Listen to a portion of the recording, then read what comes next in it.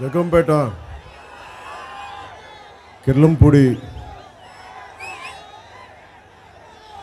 ఇక్కడికి వచ్చి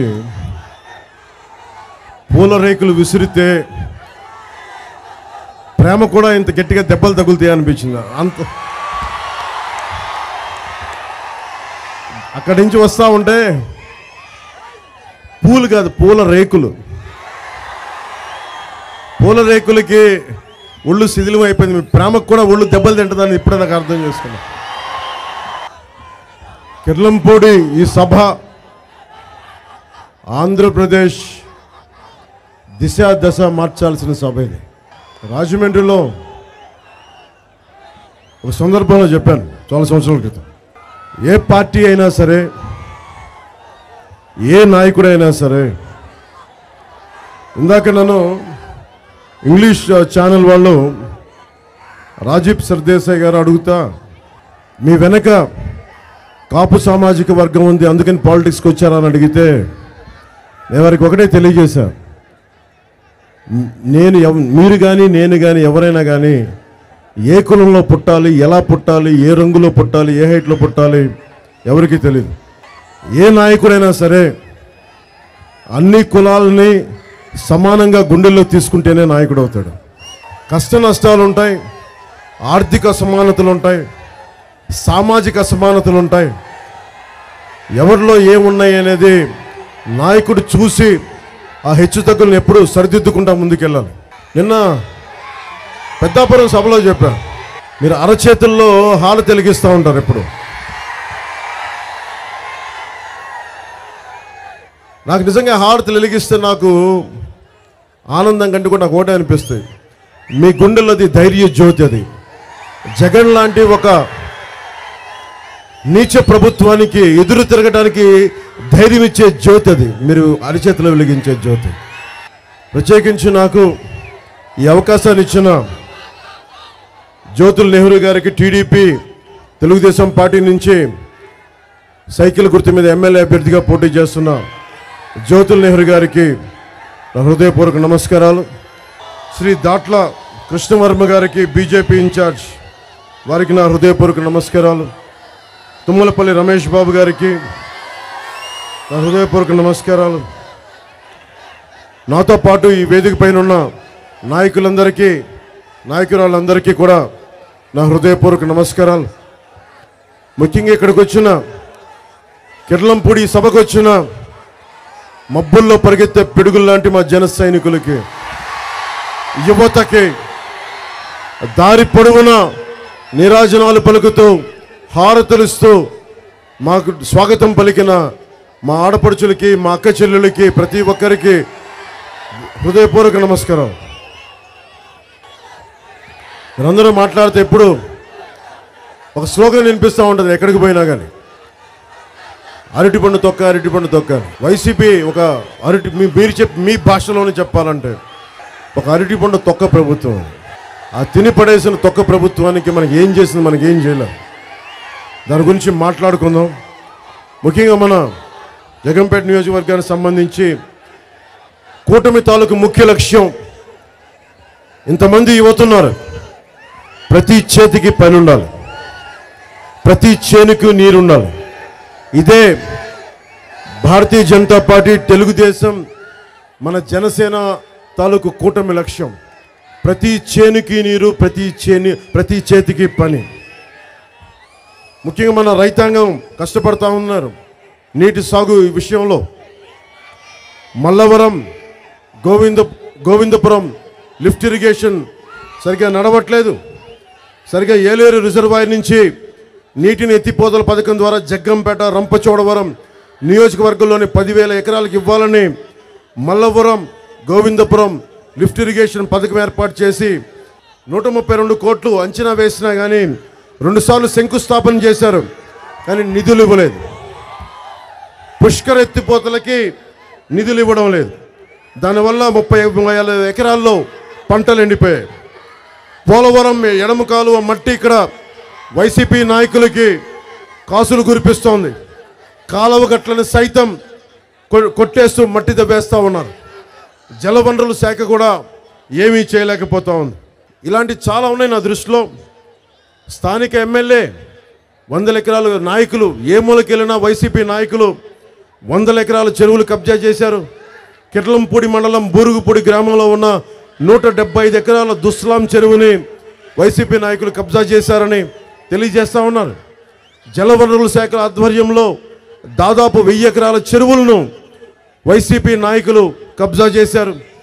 కొండ అనేది మిగలకుండా చేశారనేది మనకు తెలియజేస్తూ ఉన్నారు. ప్రతి చోట రోడ్లు, డ్రైన్స్ వేయలేదు. ఇళ్ల స్థలాల పేరు మీద కొన్ని 100 కోట్లు దోపిడీ చేశారు. పుష్కర ఎత్తిపోతల పథకానికి నిర్వహణ నిధులు ఇవ్వకపోవడం వల్ల దాదాపు 60,000 ఎకరాలు బీడుగా మారిపోయిన పరిస్థితి. ఇంతమంది యువతున్నారు.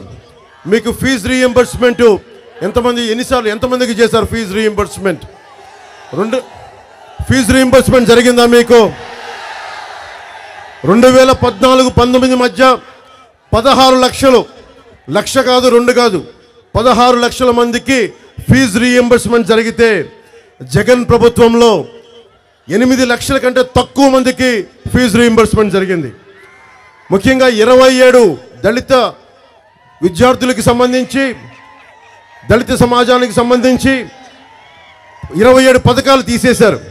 అంబేద్కర్ విదేశీ విద్య 2014-2019లో 4,923 మంది విద్యార్థులు వెళ్ళగలిగితే, అదే పథకానికి జగన్ విదేశీ విద్యా పథకం పెట్టి 116 మంది మాత్రమే వెళ్ళగలిగారు. ఎక్కడ 4,923, ఎక్కడ 116? ఎస్సీ సామాజిక వర్గానికి ఉచిత విద్యుత్ అని చెప్పి మోసం చేశారు. అధికారంలోకి వస్తే ఎస్సీ ఎస్టీలకి నెలకి 200 యూనిట్ల వరకు ఉచిత విద్యుత్ పథకం అమలు చేస్తానని వైఎస్ జగన్ హామీ ఇచ్చి, అధికారంలోకి వచ్చాక ఎస్సీ ఎస్టీ కాలనీలు, తాండాల్లో నివసించే వారికి మాత్రమే ఈ పథకం అని మెలికిపెట్టి, దాంతో 5 లక్షల మంది పేద ఎస్సీ ఎస్టీ కుటుంబాలు ఈ పథకానికి దూరం అయ్యాయి. ఈ షరతు పెట్టడం ద్వారా ఎస్సీ ఎస్టీ సామాజిక వర్గం వాళ్ళ కాలనీలు, వాళ్ళ వాడలు, వాళ్ళ తాండాల్లోనే ఉండాలి తప్ప బయటకు వచ్చి బతికితే మీకు ఏ పథకం వర్తించదని ఒక పెత్తందారి, ఒక అహంకారపు పోకడను చూపించింది. ఈ నియోజకవర్గంలోనే వీరవరం గ్రామంలో చిన్నపాటి బండు నడుపుకునే ఒక ఎస్టీ వ్యక్తి పైన, అతని కొడుకు శివ 15 సంవత్సరాలు 10వ తరగతి విద్యార్థి పైన, ఇప్పుడు ఎమ్మెల్యే అభ్యర్థికి సంబంధించిన వ్యక్తి వాహనంతో ఢీకొట్టి ఇనుపరాడుతో దాడి చేశారు. ఈ హత్యపై వైసీపీ నాయకులు మళ్ళీ మన అనంతబాబు ఎమ్మెల్సీ హత్యలాగా ఆ దళిత డ్రైవర్ని హత్య చేసి డోర్ డెలివరీ ఎలా చేశారో ఈ ఎస్టీ బాలుడి పైన కూడా చంపే మనకి రాడ్డుతో కొట్టి, ఆ అబ్బాయి కూడా అలాగే రాజు ఒక 5 లక్షలు పడేద్దాం, కొన్ని లక్షలు పడేసి 2 ఎకరాల భూమి పడేస్తే వాళ్ళ హత్యకి పోయిన ప్రాణానికి తండ్రి కాముగా ఉంటాడు. అది కూడా సరిగ్గా ఇవ్వని పరిస్థితి.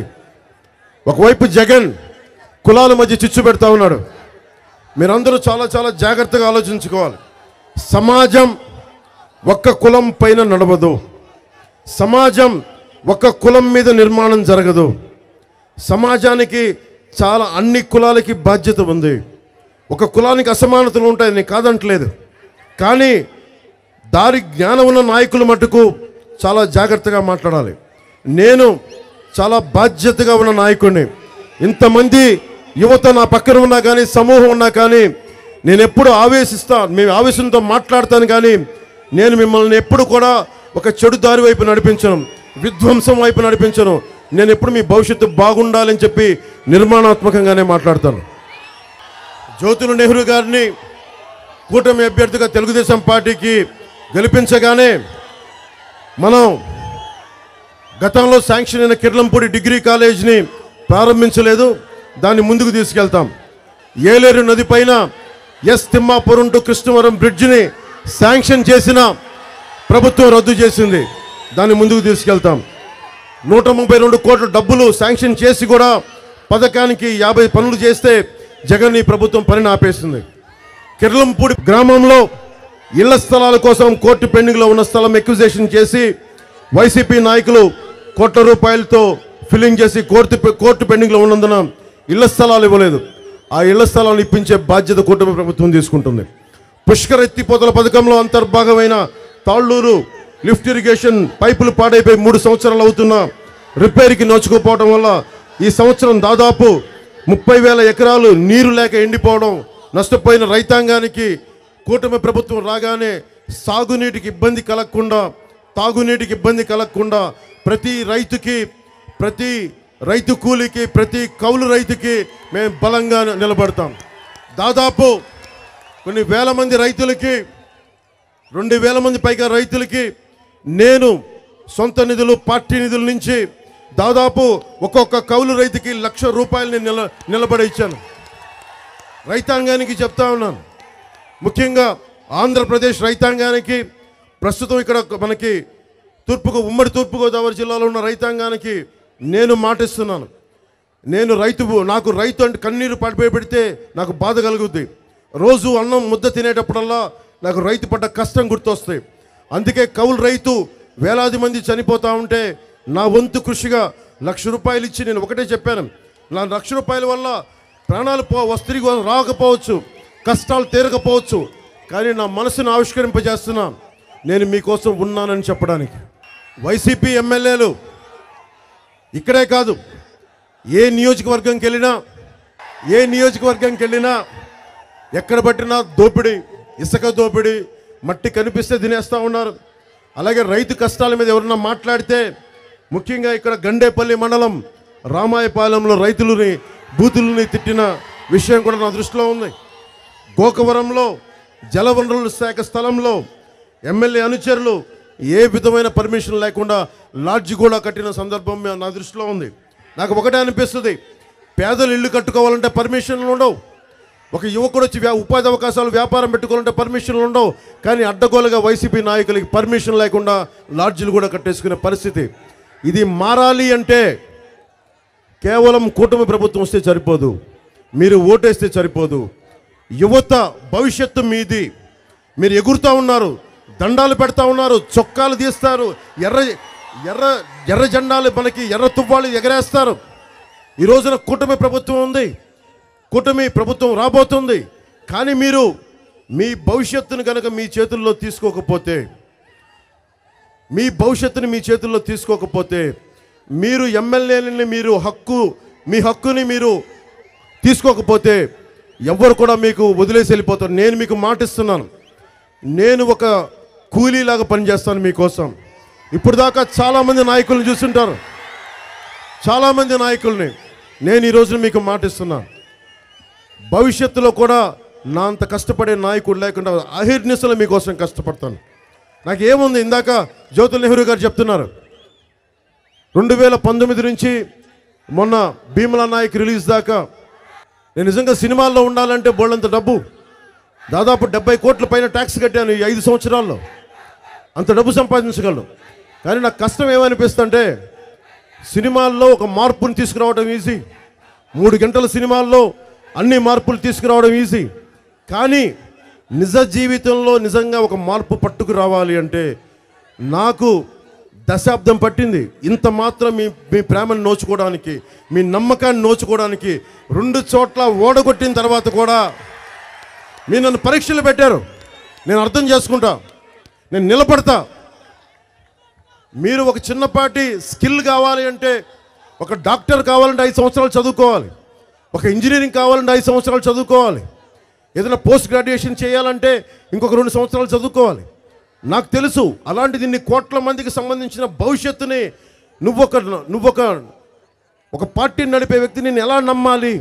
గతం 2008లో పార్టీ ప్రారంభించి మీరు ఆప్ చేసేశారు అన్న భావన నాకు తెలుసు. నేను ఒకటి పని ప్రారంభిస్తే నా కంఠంలో ప్రాణం పోవాలి, కానీ నేను పని అయితే ఆపను. నేను ముఖ్యంగా మనకి జగ్గంపేటలో రవాణా, చిరు వ్యాపారులు, ఫుట్పాత్ వ్యాపారులకి కూటమి ప్రభుత్వం అండగా ఉంటుంది. మీకు మైక్రో ఫైనాన్సింగ్, మీకు డైలీ ఫైనాన్స్లో మీకు ఇబ్బంది కలగకుండా నేను రేపొద్దున కూటమి ప్రభుత్వంతో మాట్లాడి, ఈ రోజున మేనిఫెస్టోలో వచ్చేది కాదు 30 తారీఖున నేను మీ గొంతుని పిఠాపురం నుంచి నేను పోటీ చేస్తున్నాను, నా గళాన్ని వినిపిస్తాను. మీ కష్టాలకి, మీ నష్టాలకి రైతు పెట్టే కన్నీరికి, సాగునీరికి, ఉపాధి అవకాశాలకి, యువతకి ఉపాధి అవకాశాలకి, మహిళలకి సంరక్షణకి, మహిళలకి ఉపాధి అవకాశాలకి ఏదైనా సరే నేను మీకు జనసేన పార్టీ అండగా ఉంటుంది. మన తెలుగుదేశం భారతీయ జనతా పార్టీతో కలిసి ఉన్న కూటమి ప్రభుత్వానికి నేను సగటు మనిషి గొంతు జనసేన అసెంబ్లీలో వినిపిస్తాను. అలాగే భవన నిర్మాణ కార్మికులు, నేను మీకు మాటిస్తున్నాను ఇక్కడి నుంచి, ఈ రోజున వైసీపీ ప్రభుత్వానికి మొట్టమొదటిసారిగా గళమెత్తింది భవన నిర్మాణ కార్మికులు. నా దగ్గరకు వచ్చారు, 30-40 మంది దాకా చనిపోయాం. ఇసుక దోపిడీ జరుగుతూ ఉంది, ఇసుక దొరకట్లేదు, మాకు పనులు లేవు, మా ఆకలితో మటమటమట్లాడిపోతున్నాం, అలమటించిపోతున్నాం అంటే నాకు తెలియదు. 2 చోట్ల ఓడిపోయి నేను అసలు జనం వస్తారో లేదో నాకు తెలియదు, నన్ను నమ్మారో లేదో నాకు తెలియదు. సో 2019 ఆగస్టులో నా భవన నిర్మాణ కార్మికుల కోసం నేను బయటకు వచ్చాను. బయటకు వస్తే వైజాగ్ ఎయిర్పోర్ట్లో ఒకటి చెప్పారు, సార్ ఇంకా దిగద్దు, అప్పుడే మీరు బయటికి రావద్దు, జనం లేరన్నారు. నేను ఒకటే చెప్పా, 50 మంది ఉన్నారని అడిగారు. 50 మంది మన వాళ్ళు ఉన్నారా అని అడిగారు. 50 మంది ఉంటే చాలన్నారు. నాకు సంఖ్యతో బలం సంబంధం లేదు, నాకు గుండె బలంతో ఉన్న పట్టుమని 10 మంది ఉంటే చాలు, నేను నడిపేస్తాను. రోడ్డు మీదకి వెళ్ళి వైజాగ్ సెంటర్లో దిగ్గానే ముందు 1000 మంది ఉన్నారని చెప్పారు, అది 10,000 మంది అయ్యారు. చూస్తుండగా 25,000 మంది అయ్యారు. కొద్దిసేపట్లో 50, 1,00,000 వెళ్ళిపోయింది. ఒక మానవ సునామీ వచ్చింది. అంటే జనసేన నిలబడితే ఎంత నమ్మకం ఉందో ఓడిపోయిన 6 నెలలకే నాకు అర్థం చేశారు. ఆ రోజు అందరూ చెప్పారు, అన్న మేము తప్పు చేశాం, నీ వెంట నిలబడలేకపోయాం, ఈసారి నిలబడతామంటే నేను ఒకటే చెప్పా, మీరు నిలబడకపోయినా నాకు తెలుసు మీ కష్టాలు. వకీల్ సాబ్లో చెప్పాను, వారు నిలబడకపోయినా నేనైతే నిలబడతాను. అది సినిమా డైలాగ్ కాదు, అది నా గుండె లోతులోంచి వచ్చింది. నేను 2 చోట్ల ఓడిపోయినా ఎందుకు నిలబడి ఉన్నానంటే, నేను లోక్నాయక్ జయప్రకాష్ నారాయణ స్ఫూర్తిగా తీసుకున్న వ్యక్తిని, అలాగే షెగువరాయణ స్ఫూర్తిగా తీసుకున్న వ్యక్తిని, ఒక నాని పాల్కీవాలా, ఒక బాబాసాహెబ్ అంబేద్కర్, చాలామంది మహానుభావులు స్ఫూర్తినిస్తే సినిమాల్లోకి రాకముందు నాకు సినిమా గురించి తెలియదు. నాకు మన పెద్దలు ఇక్కడ కిర్లంపూడిలో ఉండే పెద్దలు కూడా అంటూ ఉన్నారు, సినిమా నటులకి ఏం తెలుసని. వారి మీద సంపూర్ణ గౌరవం ఉంది, ఇది కూడా చెప్తున్నాను మీకు. సినిమా నటులకి ఆ సినిమా నటులు మనుషులు కాదా? సినిమా నటులకి ప్రేమ ఉండదా? సినిమా నటులకి సామాజిక బాధ్యత ఉండదా? నేను సినిమాల్లోకి రావాలని అనుకోలా, నాకు కుదిరింది అంతే. కానీ నేను నేర్చుకుంది చిన్నప్పటి నుంచి స్వామి వివేకానంద, మా నాన్న ఒకటే చెప్పాడు, ఇనప కండరాలు, ఉక్కు నరాలు, వజ్రం లాంటి సంకల్పం ఉన్న యువతి దేశానికి కావాలి అంటే మా నాన్న చెప్పిన మాటలు నాకు గుర్తుండిపోయి, నేను స్వామి వివేకానంద కోరుకున్న ఒక యువకుల్లో ఒకడైతే చాలు అన్న ఒక చిన్న సంకల్పం నన్ను ఇక్కడ దాకా పట్టుకొచ్చింది. అది అయ్యానో లేదో కూడా నాకు తెలియదు, అది అవుతానో కూడా లేదు నాకు తెలియదు, కానీ నిలబడగలను, పోరాటం చేయగలను. అలాగే ముఖ్యంగా రవాణా రంగం ఎక్కువ ఉంది జగ్గంపేటలో, చిరు వ్యాపారులు కానీ, ముఖ్యంగా రవాణా రంగం ఆటో డ్రైవర్స్కి కానీ మీకు 10,000 వాహన మిత్ర పథకం ఇచ్చి మిమ్మల్ని వదిలేస్తున్నారు. రోడ్లు గుంతలు, డబ్బులు ఇవ్వరు. 1000 కోట్లు ట్రాఫిక్కి వాడు జగన్ అనే వ్యక్తి ఇది ఇచ్చాడు, ఒక టార్గెట్ ఇచ్చాడు. రవాణా రంగం నుంచి ఫైన్లు వేసి నాకు 1000 కోట్ల రూపాయలు కావాలని.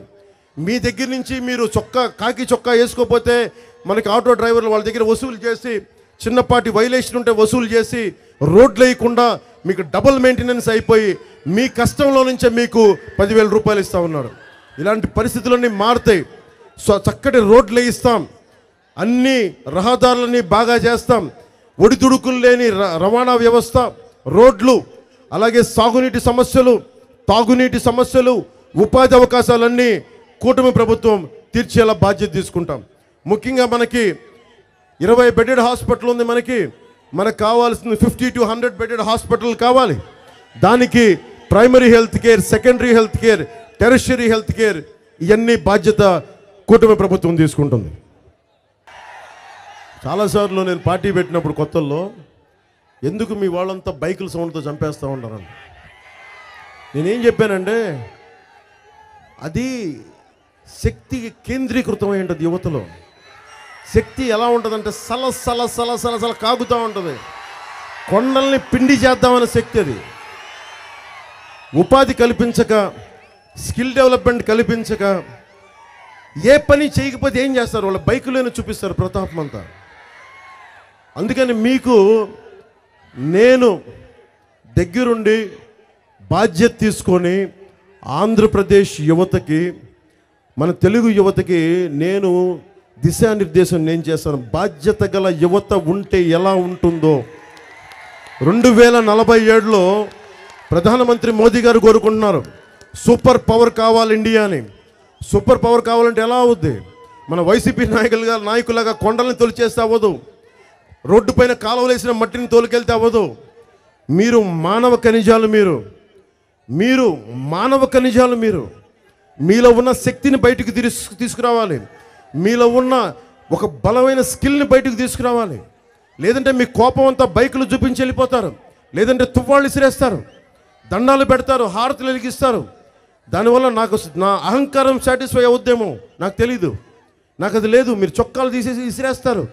కానీ మనకు కావాల్సింది మీ భవిష్యత్తు బాగుండి, అన్యాయం చేసేవాడి మీద తిరగబడి చొక్కా ఇసిరేసి ఏంట్రా మాట్లాడుతున్నా, అది కదా దమ్ము యువతకి, అది కదా మజా. వైసీపీ నాయకులు అడుగుతూ ఉన్నారు, వైఎస్ జగన్ చెప్తా ఉన్నారు, మీరు ఎలా నిర్మిస్తారు ఇవన్నీ, ఎలా ఇస్తారు ఈ పథకాలంటే, వైఎస్ జగన్కి ఒకటే చెప్తున్నా, కిర్లంపూడి సభ నుంచి భవన నిర్మాణ కార్మికుల సంక్షేమ నిధి నుంచి డబ్బులు ఎక్కడికి వెళ్తున్నాయి మీకు చెప్తున్నా. భవన నిర్మాణ కార్మికులు సంక్షేమ నిధి నుంచి 450 కోట్లు పక్కకు తీసి మళ్ళీ మీకే పెంచాడు. జాతీయ ఉపాధి హామీ పథకం నుంచి దాని డబ్బులు దారి మళ్లించాడు. చివరికి చిన్నపిల్లలకి ఇచ్చే చిక్కీలో కూడా 65 కోట్లు దోచేశారు. వాలంటీర్లకి సత్కారం, మీకు ఫీజు రీయింబర్స్మెంట్లు లేవు. మీరు చదువుకుంటున్నారు, పోస్ట్ గ్రాడ్యుయేషన్ చేస్తూ ఉన్నారు, ఫీజు రీయింబర్స్మెంట్లు లేవు. కానీ వాలంటీర్లకి వాళ్ళ కార్యకర్తలు సత్కారం చేసుకోవడానికి మటుకు 703 కోట్లు ధారాదత్తం చేశారు. లిక్కర్, మద్యపాన నిషేధం ఇస్తానన్న వ్యక్తి, మద్యాన్ని నిషేధిస్తామని చెప్పిన వచ్చిన వ్యక్తి 40,000 కోట్ల రూపాయలు, ఇంకా చెప్పాలంటే 41,000 కోట్ల రూపాయలు, 60 రూపాయలు ఉండే లిక్కర్ని 200 రూపాయలకి మీ రక్తాన్ని అమ్మేశాడు. మీ రక్తాన్ని, మీకు జబ్బులు తెచ్చి, నరాల బలహీనత తెచ్చి మీ రక్తాన్ని అమ్ముకుంటున్న రక్త వ్యాపారి జగన్. అది సారా వ్యాపారి, రక్త వ్యాపారి.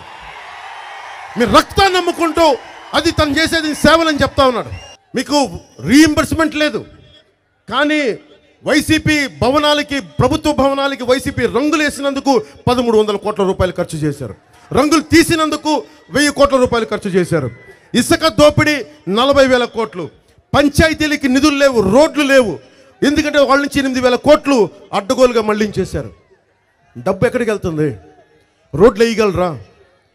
మిథున్ రెడ్డి, పెద్దిరెడ్డి, వైఎస్ జగన్, వైవి సుబ్బారెడ్డి, వారి వైసీపీ నాయకులు అందరూ కలిసి ఈ దోపిడీ మీకు కనిపించట్లేదా? అందరూ ఈరోజు కూర్చోబెట్టి నన్ను ఎన్ని మాట్లాడినారు. అందరూ దశాబ్ద కాలంగా నేను ఎన్ని సీట్లు తీసుకోవాలో చెప్పారు, ఏం చేయాలో చెప్పారు. ఇదే మనకి జగ్గంపేటలో నేను కులాల గురించి చాలా తక్కువ మాట్లాడతాను, ఎందుకంటే నాకు అన్ని కులాలు బాగుండాలని కాంక్షించేవాడిని. స్వామి వివేకానందని గుండెలో ప్రతిష్ఠించుకున్నవాడిని, అంబేద్కర్ని గుండెలో స్ఫూర్తిగా పెట్టుకున్నవాడిని. 70లో ఎమర్జెన్సీ ఉద్యమం మీద పోరాటం చేసిన లోక్నాయక్ జయప్రకాష్ నారాయణ స్ఫూర్తిని పొందిన వ్యక్తిని. అలాంటి వ్యక్తులను పెట్టుకొని నేను సమాజంలో అసమానతలు ఉన్నాయి, కులాల్లో అసమానతలు ఉన్నాయి. ఎవరు మాట్లాడారు? ఇంతమంది వైసీపీ నాయకులు ఉన్నారు. ఒక దళితుడిని చంపేసి డోర్ డెలివరీ చేస్తే ఒక్కళ్ళు మాట్లాడరు. భయం. ఎక్కడికి పోయినా ఏదైనా మాట్లాడితే కేసులు పెడతారు. ఎస్టీ కుర్రోని ఇందాక చెప్పాను, శివాని ఎస్టీ కుర్రోని చంపేశారు ఇదే నియోజకవర్గంలో. ఎవరు మాట్లాడరు. నేను ఒక కులానికి పనిచేసేవాడిని ఇంత ధైర్యంగా నేను మాట్లాడను. ఎస్సీ సామాజిక వర్గం కూడా మీరు అడగాలి, వైసీపీ నాయకులు మీరు అడగాలి, వైఎస్ జగన్ మీరు అడగాలి, చలమలశెట్టి సునీల్ వస్తే చలమలశెట్టి సునీల్ని అడగాలి, వైసీపీ ఎమ్మెల్యేని అడగాలి. మీరు ఎందుకు నీకు ఓట్లు వేయాలి? దళితుల్ని డోర్ డెలివరీ చేసినందుక, మద్యపానం నిషేధిస్తామని చెప్పి మద్యపానాన్ని అమ్ముతున్నందుక, మా రక్తాలు, మా ఆరోగ్యాన్ని పాడు చేస్తున్నందుక, మాకు ఫీజు రీయింబర్స్మెంట్లు ఇవ్వనందుక, మాకు ఇసుక దొరకనివ్వకుండా చేసినందుక, మాకు భవన నిర్మాణ కార్మికుల సంక్షేమ నిధిని దోచేసినందుక దేనికి ఓటేయాలి? బీసీ సామాజిక వర్గాలకు సంబంధించి స్థానిక పంచాయతీల్లో 34% రిజర్వేషన్లు ఉంటే దాన్ని 24% తగ్గించినందుకు అని చెప్పి బీసీ సామాజిక వర్గాలు అడగాలి. ఈ రోజున కుటుంబ ప్రభుత్వం బీసీ రక్షణ చట్టాన్ని పట్టుకొచ్చింది. దేనికి పట్టుకురావాల్సి వచ్చింది? బీసీ సామాజిక వర్గాన్ని జగన్ ప్రభుత్వం దాదాపు 8,000 9,000 కేసులు పెట్టి వేధించేశారు. ముఖ్యంగా బాపట్ల నియోజకవర్గంలో అక్కడ ఒక అమర్నాథ్ అనే ఒక యువకుని మన తెనాలి సభలో కూడా చెప్పాను. చెరుకు తోటలకు తీసుకెళ్లి పెట్రోల్ వేసి కాల్చేశారు బీసీ సామాజిక వర్గానికి చెందిన యువకుడిని. ఇవన్నీ చేస్తే ఒక్కరు న్యాయం చేయలే. ఏదైనా మాట్లాడితే కూర్చోబెట్టి మన కోనసీమలో, అంబేద్కర్ కోనసీమలో నేను మొన్నదే చెప్పాను, సర్ ఆర్థర్ కాటన్ని గుండెల్లో పెట్టుకుని పూజించే తూర్పు గోదావరి జిల్లా ఇది. అలాంటిది మహానుభావుడైన అంబేద్కర్ కోనసీమ జిల్లా పేరు పెడితే ఎవరైనా దాన్ని ఆక్షేపణ తెలియజేస్తారా? గొడవలు పెట్టడానికి కోనసీమలో దేవాంగులని, శెట్టి బలిజలని, మిగతా మత్స్యకారులని వారిపైన అకారణంగా కేసులు పెట్టారు. ఇవన్నీ చూసే, రాష్ట్రం మొత్తం మీద చూసే బీసీలకి రక్షణ చట్టం పట్టుకొచ్చారు. అందుకే నేను ఒకటే కోరుకుంటున్నా, మిగతా కులాలు ఏమైపోవాలి? ఇలా ప్రతి కులానికి మనకి ఇలాగా చేసుకుంటూ వెళ్ళిపోతే జగన్ విచ్ఛిన్నం చేస్తూ ఉన్నాడు. ఇదే జగన్ జగ్గంపేట నియోజకవర్గంలో ఇక్కడికి వచ్చి కాపులకి నేను రిజర్వేషన్లు ఇవ్వనొచ్చి పొండి అన్నాడు. అది రైటా రాంగ్ అని పక్కన పెట్టండి. మీరు ఒక మాట మాట్లాడితే అలాంటి ఈ రోజున కాపు సామాజిక వర్గానికి చెందిన ఎమ్మెల్యేలను అడుగుతా ఉన్నా, కాపులకి రిజర్వేషన్లు ఇవ్వని వ్యక్తికి మీరు ఎలా ఆ పార్టీలో కూర్చొని మద్దతు చెప్తారు? ఎలా చెప్తారు మీరు? ఏ బేసిస్లో చెప్తారు మీరు? ఎలా చెప్తారు మీరు? సరే, ఇవ్వలేదు, అతని పాలసీ అతనికి ఉంది అనుకుందాం. మరి ఎకనామికల్లీ బ్యాక్వర్డ్ క్లాస్ 5% రిజర్వేషన్ ఎందుకు తీసేశావు? వైసీపీ కాపు సామాజిక వర్గానికి చెందిన ఎమ్మెల్యేలు కానీ, చలమలశెట్టి సునీల్ కానీ ప్రతి ఒక్కరు అడగాలి. మీరు అడగాలి, కాపులు ఎందుకు ఓటేయాలి మీకు? కనీసం రిజర్వేషన్ గురించి పక్కన పెట్టండి.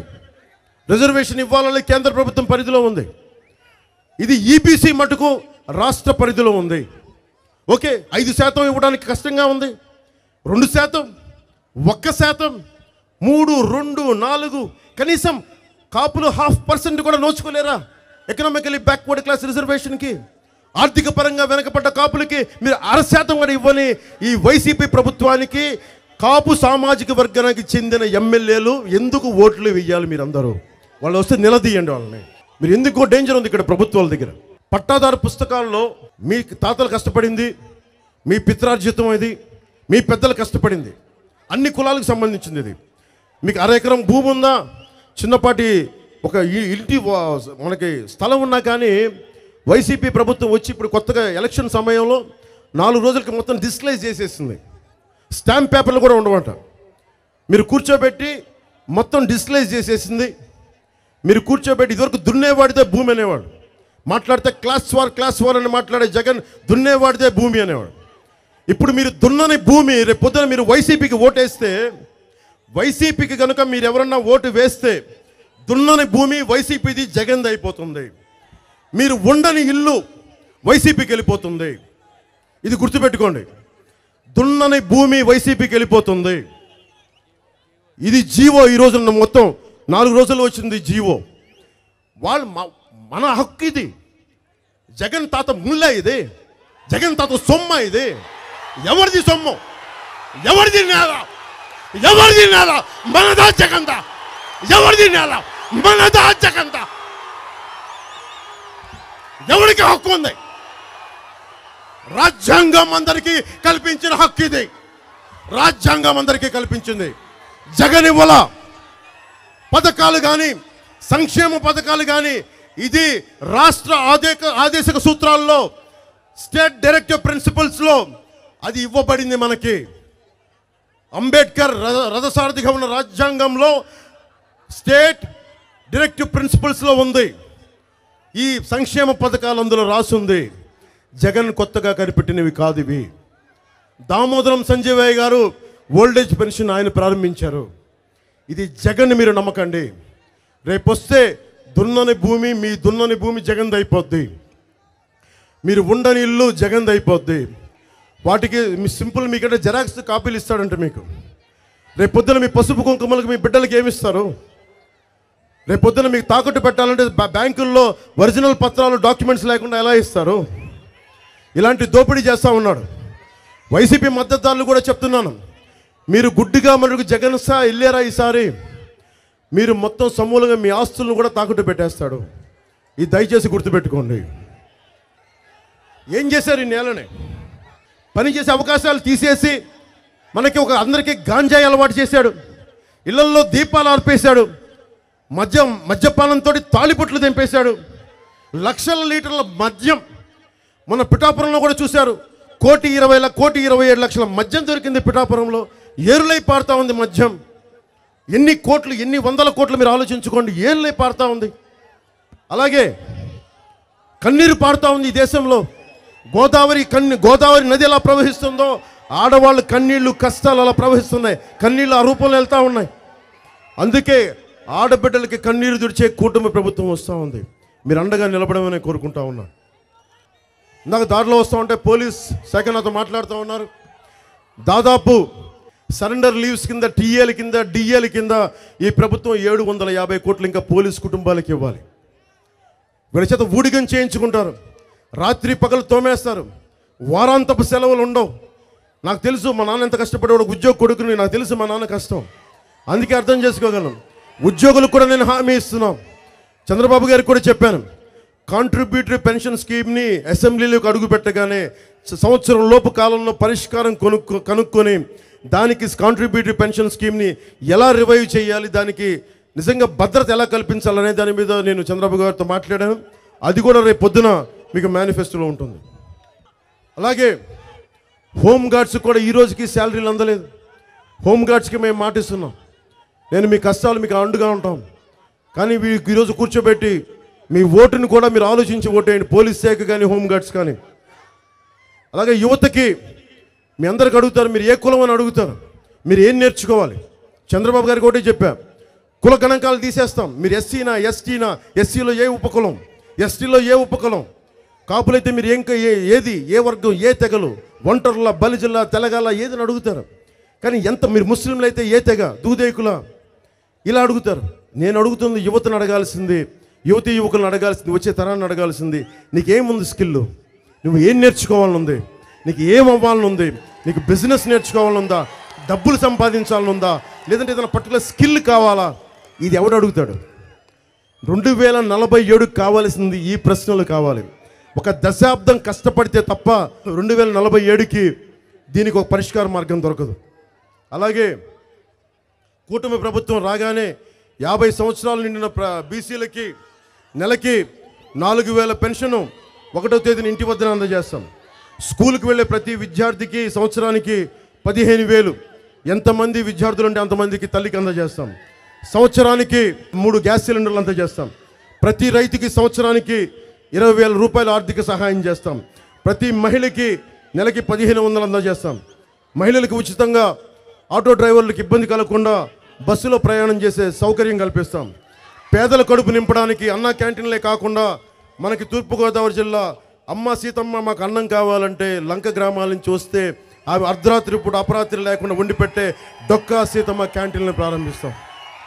స్థానిక సంస్థల్లో ఎన్నికల్లో బీసీలకి 34% రిజర్వేషన్ కల్పిస్తాం. బీసీ, ఎస్సీ, ఎస్టీ, మైనారిటీ నిధుల్ని వారికే ఖర్చు చేస్తాం. ఎట్టి పరిస్థితుల్లో నిధుల్ని దారి మళ్లించకుండా బాధ్యత వహిస్తాం. చేతి వృత్తుల్ని, కుల వృత్తుల్ని పరిరక్షించడమే కూటమి తథ్యం. కూటమి అధికారంలోకి వచ్చిన వెంటనే మెగా డిఎస్సి విడుదల చేయిస్తాం. ప్రతి సంవత్సరం తప్పకుండా జాబ్ క్యాలెండర్ని విడుదల చేయిస్తాం. పరిశ్రమలు రావాలి, పెట్టుబడులు రావాలి. ఇవన్నీ రావాలి అంటే చాలా బలమైన నాయకత్వం కావాలి. చాలా బలమైన నాయకత్వం కావాలి. దోచుకునే నాయకత్వం కాదు, అవినీతిని ఆపే నాయకత్వం కావాలి. మనకి రాజంపేట నియోజకవర్గం రాయలసీమ నుంచి ఉమ్మడి రాష్ట్రానికి 3.5 సంవత్సరాలు ముఖ్యమంత్రిగా చేసిన భారతీయ జనతా పార్టీ అభ్యర్థిగా పోటీ చేస్తున్న రాజంపేట కిరణ్ కుమార్ రెడ్డి గారు, ఆయన ఉన్నారు కూటమిలో. దాదాపు 14 సంవత్సరాలు ముఖ్యమంత్రిగా ఉన్న చంద్రబాబు గారు ఉన్నారు. దశాబ్ద కాలంగా ఓడిపోయినా నిలబడ్డ నేనున్నాను. ఒక్కళ్ళం కాదు, ఇద్దరం కాదు, ముగ్గురు ఉన్నాం. మా ముగ్గురి పైన ఢిల్లీలో నరేంద్ర మోదీ గారు ఉన్నారు. మేమందరం కూర్చొని పని చేస్తాం. నాకు అవసరం లేదు. ఒక ఇంపాసిబుల్ అలయన్స్ ఇది, అందరూ సాధించలేని కూటమి ఇది. నేను దగ్గరుండి మాట్లాడాను, జాతీయ స్థాయి నాయకులతో మాట్లాడా. రాష్ట్ర విభజన జరిగినప్పటి నుంచి ఆంధ్రప్రదేశ్ నలిగిపోతూ ఉంది, యువత పారిపోతూ ఉన్నారు, వలసలు వెళ్ళిపోతున్నారు. 2 చేతులు పట్టుకొని మోడీ గారిని ఇదే అడిగాను, మాకు ఒక అలయన్స్ని ఇవ్వండి. ఓట్లు చీలకూడదు, ఓట్లు చీలడం నాకు స్వార్థం లేదు, నాకు ఏమీ అవ్వాలని లేదు, భవిష్యత్తు బిడ్డలకి బాగుండాలి, యువతీ యువకులకి బాగుండాలంటేనే కూర్చొని ఆయన చాలా ఆలోచన చేసి ఆఖరికి భుజం తట్టి ముందుకు తీసుకెళ్ళమని చెప్పారు. అంటే నేను ఎందుకు చెప్తున్నానంటే, ఎందుకు ఈ మాట చెప్తున్నానంటే, నేను నా మాట జగన్లాగా వెళ్ళి, సార్ నా మీద కేసులు ఉన్నాయి సార్, 32 కేసులు ఉన్నాయి సార్, వివేకానంద రెడ్డి గారిని మా దగ్గర వాళ్ళు ఏదో చేశారు సార్, వాళ్ళ నుంచి రక్షించండి సార్, సిబిఐని రానివ్వకుండా చేయండి సార్, అవన్నీ నేను అడగను. నేను అడిగేది ఏంటంటే, మా వాళ్ళకి ఉపాధి అవకాశాలు కావాలి సార్. నా 754 కిలోమీటర్ల తీరం ఉంది సార్, మా మత్స్యకారులకి ఏదన్నా ఒక జట్టీలు కావాలి సార్, ఉపాధి అవకాశాలు కావాలి సార్, పరిశ్రమలు కావాలి సార్, ఇవి నేను అడుగుతాను. అందుకనే మన గళం పోలవరం పూర్తి అవ్వాలి సార్. ఇవన్నీ వినిపించడానికే నేను మామూలు ఎంపీ అభ్యర్థిని పెట్టుకోవాలా. సగటు మనిషి, సగటు మధ్యతరగతి మనిషి, కష్టపడి పైకి వచ్చాడు. 24,000 మందికి ఉపాధి అవకాశం కల్పించిన వ్యక్తి తంగెళ్ళ ఉదయ శ్రీనివాస్. 11,000 మందికి ఆడబిడ్డలకి దాంట్లో స్థానం కల్పించిన వ్యక్తి. 4,000 అవుట్లెట్లు స్టార్ట్ చేసిన వ్యక్తి. ఎవరా బిడ్డ? మన గోదావరి జిల్లా బిడ్డ, మనవాడు, కూర్చొని అండగా నిలబడేవాడు. ఉదయ్కి ఒకటే చెప్పాను ఇందాక పత్తిపాడు నియోజకవర్గం సభలో, మీరు ఎంపీగా గెలిపించి మావాడు తప్పు చేసినా మీ అందరి ముందు తీసుకొచ్చి ఇలా కూర్చోబెట్టి చేయబట్టుకు లాక్కొచ్చి ఎందుకు తప్పు చేసావో చెప్పి నిలదీస్తాను. మీకు నిలదీసే హక్కు ఉంది. నేను వదలను ఇతను కూడా. నేను మీరు ఎలా శల్య పరీక్షలు పెట్టుకుంటానో నా నాయకులను కూడా అలాగే పెట్టుకుంటాను. జ్యోతి నెహ్రూ గారి గురించి తెలుసు, వారు అండగా నిలబడతారు, వారి అనుభవం, వారి అబ్బాయి, మొత్తం తెలుగుదేశం నాయకత్వం అందరూ అండగా ఉండాలి. భారతీయ జనతా పార్టీ ప్రభుత్వం అండగా ఉంటుంది. ముఖ్యంగా ఇది కిర్లంపూడి కాబట్టి చాలామంది అడుగుతూ ఉంటారు, కాపు రిజర్వేషన్ గురించి మీ ఆలోచన ఏంటని. నా ఆలోచన చెప్తాను. రిజర్వేషన్లు అనేది నిజంగా ఎందుకు కోరుకుంటారు? రిజర్వేషన్లు అనేది మీరు చెప్పండి. ఆర్థికంగా ఉపాధి అవకాశాలు లేక, సామాజికంగా వెనుకబాటుతనం ఉండి కాపు రిజర్వేషన్లు ఎందుకు కోరుకుంటా ఉన్నారు అందరూ? ఆ ఉపాధి అవకాశాలు లేవు. అందరూ దారిద్ర్య దిగువన ఉన్న కాపులందరూ కూర్చొని మాకు రిజర్వేషన్ వస్తే బాగుంటుందని. నేను మాట్లాడేటప్పుడు నేను నిజంగా చెప్పాలి, ఒక కుల నాయకుడిని కాదు. నేను కాపు సామాజిక వర్గానికి చెందిన సమస్యని కూడా నేను చాలా తాత్విక దృష్టితో చూస్తాను, చాలా ఆబ్జెక్టివ్గా చూస్తాను. ఇందులో కష్టాలు ఏమున్నాయి, ఏమి చేయగలం. ఈ రోజున నన్ను తిట్టిన నాయకులందరూ కూడా ఏమన్నారు? నువ్వు కాపుల్ని తాకట్టు పెట్టేస్తున్నావు అన్నారు. కాపుల్ని తాకట్టు పెట్టే స్థాయి నాకుంటే నేను ఓడిపోతానా? మీరు చెప్పండి. ప్రభుత్వాన్ని స్థాపించలేనా? నాకు అంత స్థాయి ఉందని నేను అనుకోవట్లా.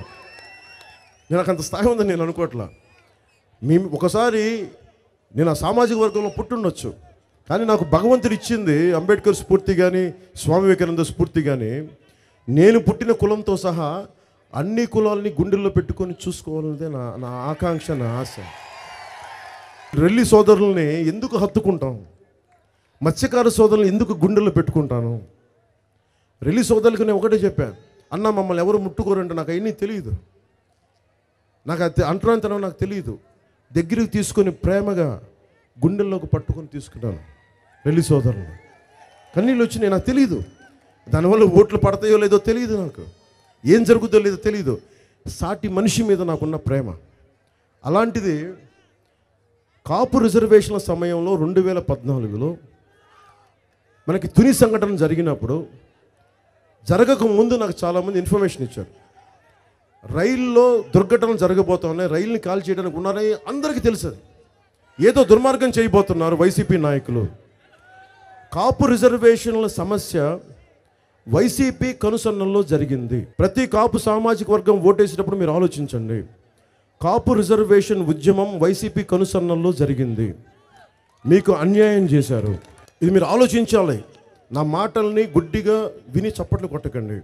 ద్వారంపూడి చంద్రశేఖర్ రెడ్డి గారు, తిరుపతిలో ఉండే కరుణాకర్ రెడ్డి గారు, అందరూ నాయకులు కూర్చొని రిజర్వేషన్ రాదని తెలిసినా కానీ ఎగదోసి ఎగదోసి ఎగదోసి ట్రైన్ని దుర్ఘటన జరిగేలా చేసి ఆ తుని దగ్గర ఉన్న కొబ్బరి తోటల్లో కిరాయి మోకల్ని పెట్టి రైలు దగ్ధం చేసిన తర్వాత కేసులు ఎవరి మీద పడ్డాయి? కేసులు ఎవరి మీద పడ్డాయి? అమాయకుల మీద పడింది కేసు. అమాయకుల మీద పడింది. జీవితాలు నలిగిపోయినాయి. ఒక ఉద్యమం ప్రారంభించినప్పుడు గుర్తుపెట్టుకోండి, నేను జనసేన ప్రారంభించినప్పుడు ఒకటే చెప్పాను, నేను 25 సంవత్సరాలు రాజకీయాల్లో ఉంటాను అని చెప్పాను. దశాబ్దం ఓడిపోయిన నిలబడి ఉన్నా. ఒక ఎంఆర్పిఎస్ ఉద్యమం ఉంది. మందకృష్ణ మాదిక్ గారే ఉన్నారు.